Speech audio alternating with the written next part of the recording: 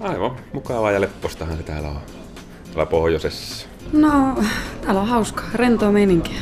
Oppilaat tuntee opettajat nimeltä ja toisinpäin. Tämähän on aivan mahtava opiskella täällä. Että täällä on hienot luokkatoverit ja erittäin rento meininki. No ei oikein vielä ole päässyt selvyyteen, mutta jotain nämä on ollut mieluisia, kaiken maailman markkinatutkimukset ja tapahtuman järjestäminen. Itse voisi kyllä yrittäjäksi alkaa, jos joku oikein hyvä liikeidean keksisi. Joo, olin Unkarissa, Budapestissa. Ja totta kai siellä nyt on niinku enemmän aikaa siihen vapaa-aikaan, ettei sitä opiskelua ei ole sitten siellä loppupeleissä niin paljon kuin täällä, vaikka se onkin sitten kuitenkin haastavampaa, kun kaikki on englanniksi. Mutta kyllä hyvät kokemukset sieltä jäi. Lähtisin uudestikin. No akatemiassa me opiskellaan projektimeiningillä, että projektit on kaikki, mitä tehdään täällä, niin on todellisia projekteja, yrittäjiltä saatuja toimeksiantoja ja sitä kautta sitten opitaan tekemällä. Ja meillä on tässä oma tämä tiimiyritys. Ollaan huomattu se, mikä on jokaisen erityisosaaminen ja minä sitten olen enemmän kiinnostunut taloushallinnosta ja perehyn sitten noihin laskutuksiin. Markkinointitutkimukset, liiketoimintasuunnitelmat, tämä projektimainen opiskelu.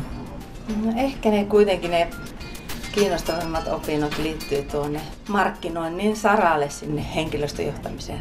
Kyllä se, jos niinku kursseista katsottaa, niin kyllä se yritysrahoitus on ollut kohta kiinnostavin kurssi, kun kuitenkin osakehommat ja tuomiset on ollut aina pikkupojasta asti mielessä.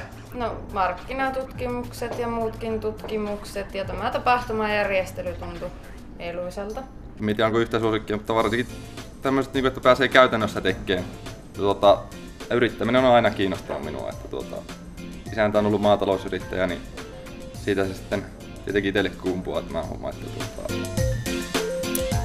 Tyypillinen opiskeluviikko alkaa maanantaina kello 9.00 ja sitten siinä pidetään viikkopalaverit ja katsotaan toimeksiannot mitä on ja sitten tietenkin on näitä omia toimeksiantoja mitä suoritetaan tässä Rajapartnersin yhteydessä.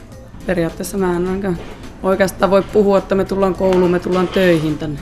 Työpäivät on aika tiukkoja minun mielestä sillä, että minä sanon, että työpäivät, koska tämä on ihan täyttä työssä käymistä. Me tehdään töitä itsellemme. Nämä kaikki projektit, mitä tehdään, niin Rajapartners Oy on niiden takana. Päivät menee aika äkkiä, kun on paljon tekemistä. No kyllähän siinä työharjoittelussa tietenkin siinä on paljon asioita, mitä oppii. Siinä oppii niinku, miten se sitten oikeasti työelämässä pitää käyttäytyä. Ja toisena vuotena olin työharjoittelussa sitten yrityksessä, joka muutti paikasta A paikkaan B, niin siitä kaikki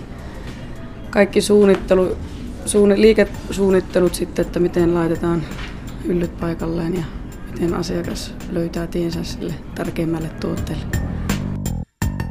Koulu valmiiksi ja työpaikka ja pottumaata ja lapsia. Ja mä olen miettinyt, että yrittäjänä voisi sitten tietenkin aloittaa tässä, kun saa tämän koulun loppuun sitten.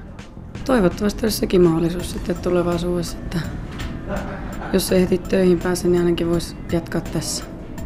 Pääpiirteittäin täällä on erittäin ammattitaitoiset opettajat. No, täällä on hyvä ilmapiiri ja mukavia ihmisiä. Ja sitten myös tämä opiskelumalli, tämä akatemia on ennen kaikkea se, joka on semmoinen hyvä ratkaisu. Sen takia tänne on oikeastaan jäänytkin sitten. Sitten kun tämä on kuitenkin sen verran pieni koulu, että ne opettajatkin oppii tuntemaan henkilökohtaisesti, niin siinä tulee semmoinen opiskelija-opettaja-suhe paljon paremmaksi. Ja sitten kyllä tämä tietenkin paikkakuntana Tornio on hyvä. Ja minä ainakin tykään, että täällä on todella yhteisöllinen meininki ja innostava porukka.